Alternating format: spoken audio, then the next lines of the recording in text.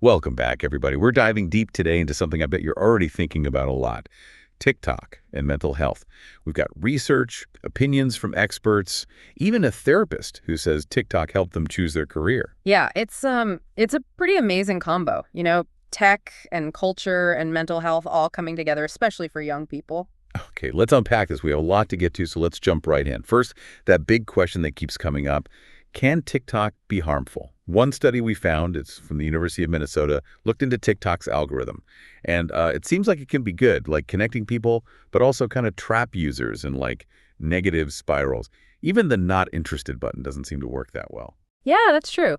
People in the study, they said they felt like they were kind of stuck. The same stuff kept popping up even when they clicked not interested. Like imagine the algorithm is like a super smart friend always suggesting videos, but sometimes this friend, they kind of get stuck suggesting the same stuff even if you don't like it. So you fall into a rabbit hole, right? Right. And if that content's negative, well, it can mess with your head. And that's where the addiction worries come in. Mhm. One article, it was in Psychology Today, they highlighted how that constant scroll, just endless videos, can really screw with you. Your sleep, mood, just your overall well-being. Yeah, and this is super concerning with young people. Their brains are still forming. The article talks about how that constant need for something new, that dopamine hit from each video, makes it like almost impossible to stop. And then there's comparing yourself to others. We've got this article here. It points out how everyone's trying to look perfect online, these carefully made, like, highlight reels. And it can seriously hurt your body image and your self-esteem, especially if you're already feeling a little insecure. And what's interesting is it's not just comparing yourself to like influencers or celebrities, it's your friends too, Yeah. Everyone's showing this filtered version of their life, and it makes you feel like you're not good enough. This pressure to be like everyone else, it can be really bad for your mental health. And it's not just a theory. This professor at UCLA who works with teens noticed that some of them were actually getting worse. After watching certain TikTok stuff, things about OCD, anxiety, and Tourette's, it seems like for some people, it makes their problems even worse. That's so important. It shows that social media can make people aware of mental health stuff, but it can also spread wrong information.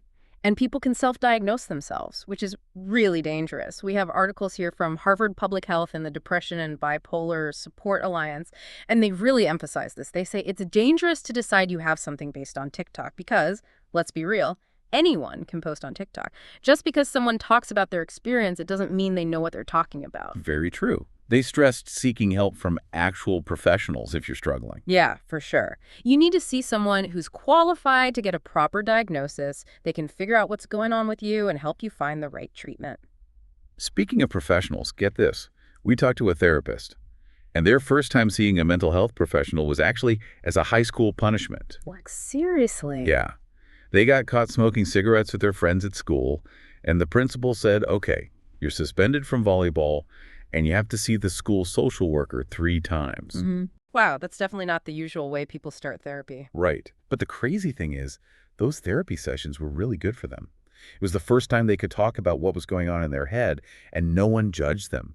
And it made them want to work in mental health. That's incredible. It really shows how the conversation about mental health has changed. It's not this taboo thing anymore, something to be ashamed of. And I think social media has played a part in that, giving people a place to share their stories and connect with others who get it. It's true. And that can be so powerful in breaking down stigma. When you see someone you like or who you can relate to talking openly about their struggles, it makes it easier for you to do the same. Exactly. And it helps people understand that taking care of your mind is just as important as taking care of your body. It's something we all need to prioritize. Okay, so we've talked about some of the negative sides of TikTok, but let's switch gears for a bit and talk about the good stuff. Because, as we said before, it's not all bad. There are some really inspiring stories about how TikTok has helped people connect, find support, and even do incredible things. One thing that really stands out to me is how TikTok can bring people together.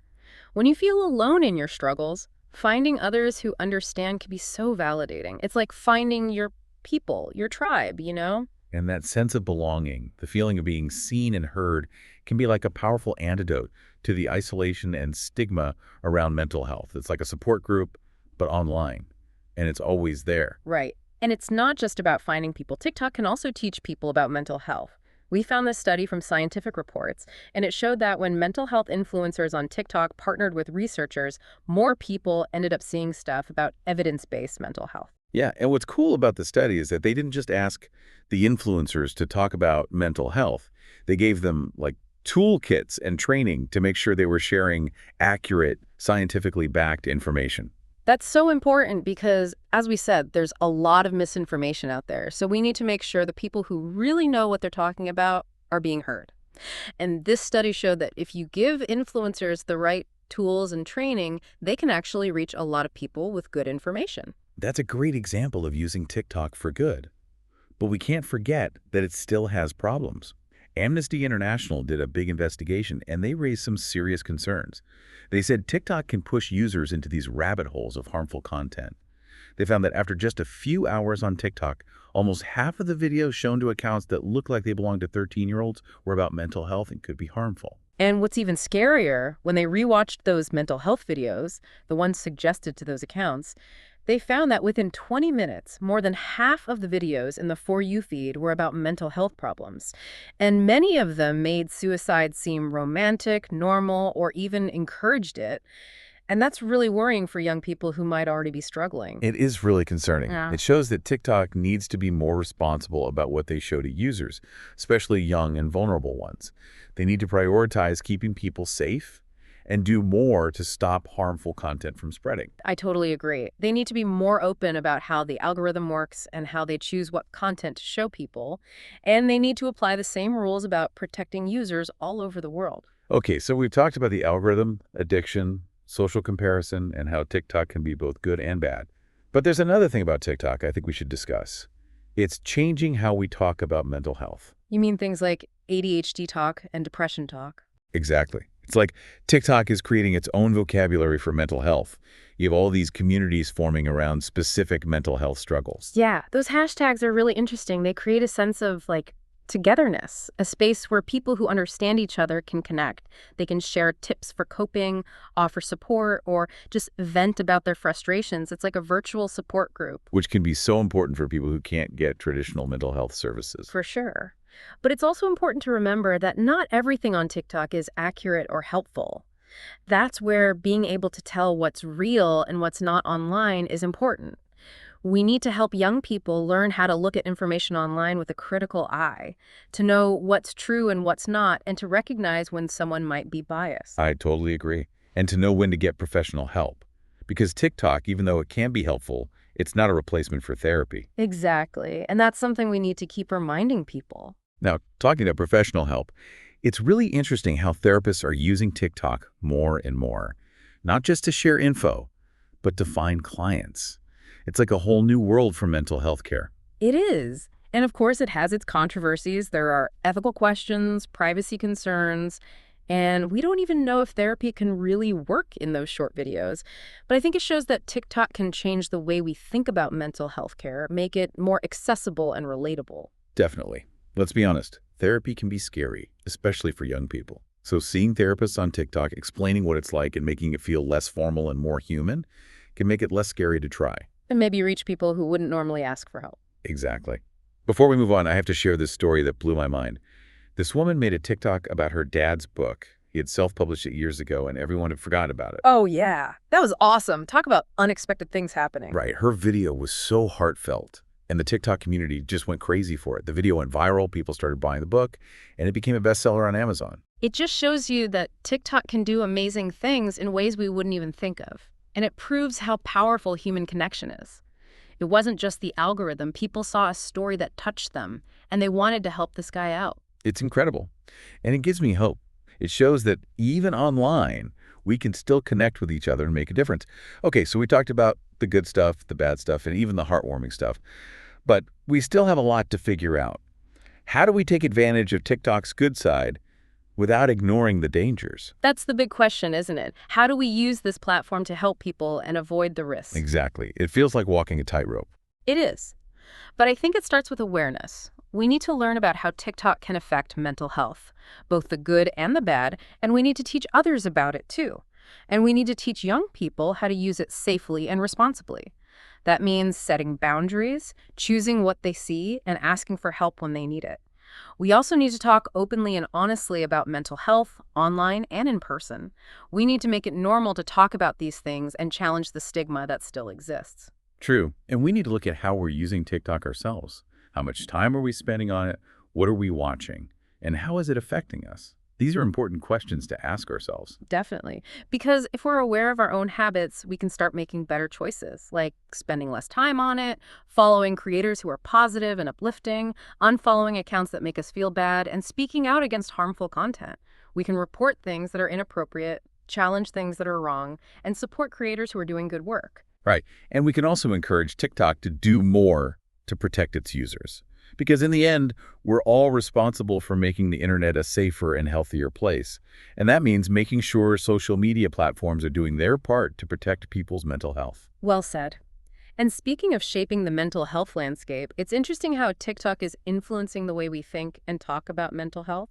You mean how people are using slang about mental health more? Like trauma dumping, emotional regulation, and self-care becoming everyday words? Exactly. It's like TikTok is creating its own language for mental health, using humor, irony, and vulnerability. It's a new way of talking about these things that feels more relatable and less clinical, and it's reaching a whole new generation. Which is both exciting and a bit scary, right? It is. On one hand, it's great that people are talking about mental health more openly. But on the other hand, we have to be careful not to oversimplify complex issues or make light of serious conditions. We need to be aware of that. We need to make sure that when we talk about mental health, we're being thoughtful and informed, and not just using trendy words to avoid real conversations about our struggles. I agree. Words are powerful, and they can be used to help or hurt. We need to use them carefully.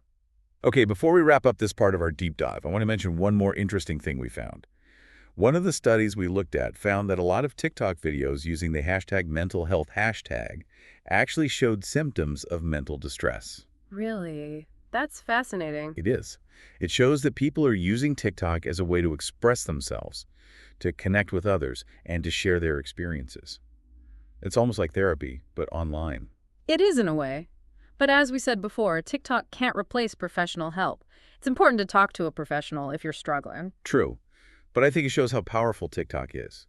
It's created a space where people feel comfortable expressing themselves and connecting with others who understand what they're going through. I totally agree, and that's something we need more of in the world. Absolutely. Yeah. We need more places where people feel safe and supported to talk about their mental health. Because when we can talk about our struggles, we can start to heal.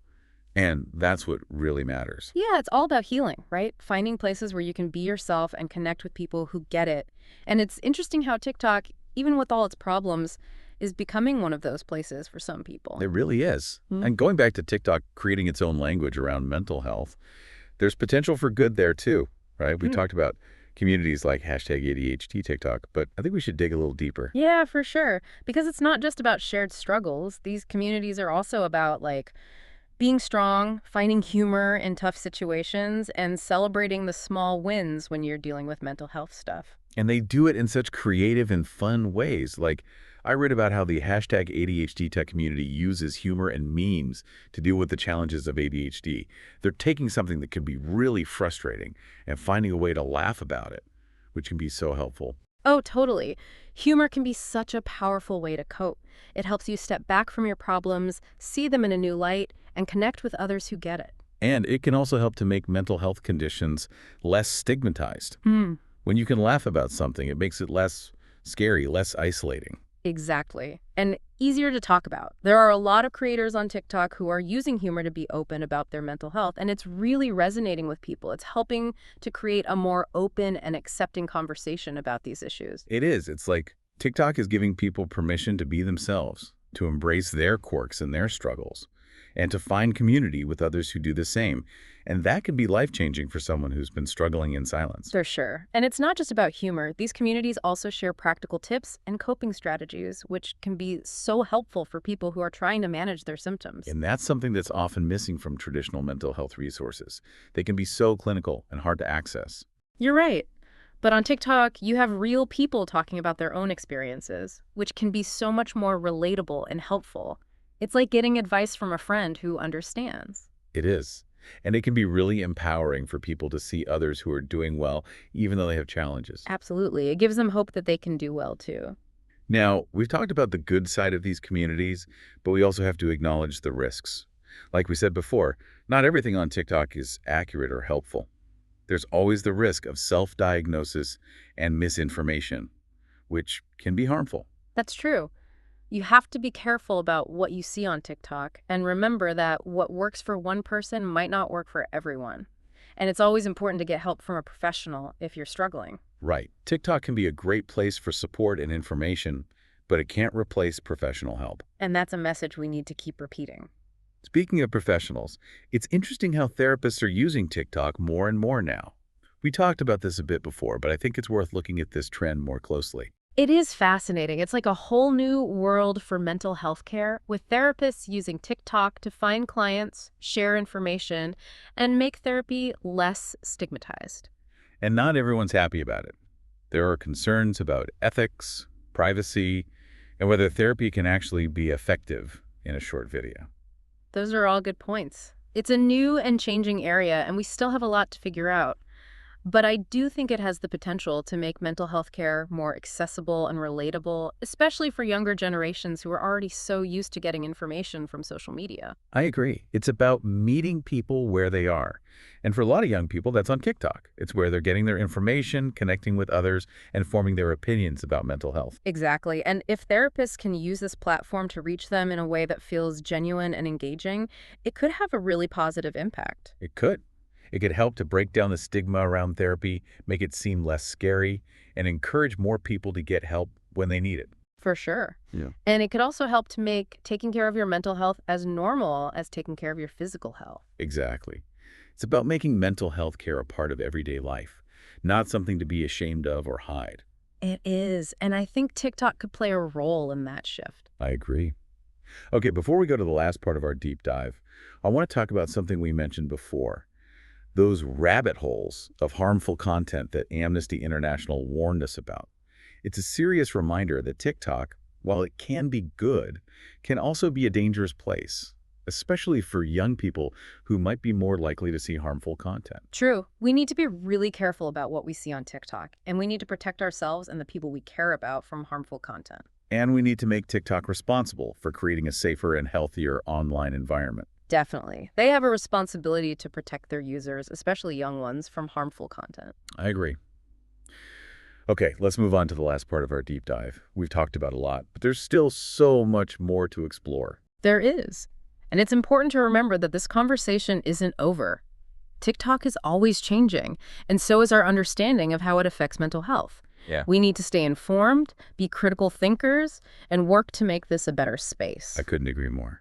Okay, let's dive into the last part of our deep dive. Yeah. We've talked about a lot, the good, the bad, the stuff that makes you worried about TikTok and mental health. But one thing that really stuck with me from the research is how TikTok's changing how we talk about mental health, like beyond just those hashtags. Right, right. You see it in the language people use, like trauma dumping or emotional regulation. It's like becoming normal, everyday talk. And a lot of times it's mixed with humor and being vulnerable, which feels way different than how therapists talk, you know? Yeah. It's definitely more relatable, less formal, which I guess could be good or bad. It makes these topics less scary, especially for young people. But does it make things too simple? I mean, these are complicated issues. That's the balance, right? These words going viral, getting everyone talking, that's good for awareness. Hmm. But the conversations have to go deeper. It can't just be trendy words, you know? It's about understanding what they really mean and supporting people who are struggling. Absolutely. Awareness is great, Yeah. but you need accurate info and empathy too. Speaking of awareness, one therapist we talked to for this deep dive, they pointed out something interesting. They said, yeah, stigma's still there, but young people today seem way more open about mental health than like older generations. That's a good sign. And maybe it's because of social media, despite all the bad stuff. It's given people a way to share their own stories and find others who get it. It's like when you see someone you think is cool talking about their anxiety, it makes it less scary to say, hey, I struggle with that too. Yeah. It makes it feel normal and less lonely. Exactly. And it helps people see that mental health is just as important as physical health, something you need to take care of and talk about. Okay, so we covered a lot. Algorithms, the bad stuff, needing to be smart about what you see online, the responsibility of TikTok, even how TikTok's changing how we talk about mental health. What's the main thing our listeners should take away from this? I think the biggest thing is TikTok, it's like any tool. It can be good or bad. It's up to us as people and as a society to decide how we use it. We can't just get rid of it or ignore it. We have to use it in a smart way with critical thinking. So don't avoid TikTok completely, but be careful how you use it. Be critical of what you see and speak up to make things better. Exactly. And remember, TikTok is just one piece of a much bigger, complicated conversation about mental health. There's no easy answer, no one solution. But talking openly, supporting each other, and fighting for better mental health care for everyone, that's how we make a difference. We can use this platform to connect, learn, and heal. Couldn't have said it better myself. It's about seeing both the good and the bad and choosing to be part of making things better. This deep dive, we've just scratched the surface of this topic. It's complex. It's always changing. We've seen how TikTok can be both harmful and helpful, how it's changing what we think about mental health, and how it's making us ask big questions about technology and our lives. Yeah, and we've seen how powerful community can be, how important accurate information is, and how much we need to talk openly and honestly. Here's something to think about as you keep navigating this. If algorithms can actually influence how we feel, what's our responsibility in shaping those algorithms? And what does that mean for technology and how it affects our well-being in the future? That's something to ponder. Keep exploring, keep asking questions, and keep talking about it. Absolutely. Stay curious, stay informed, and stay connected. Until next time, everybody.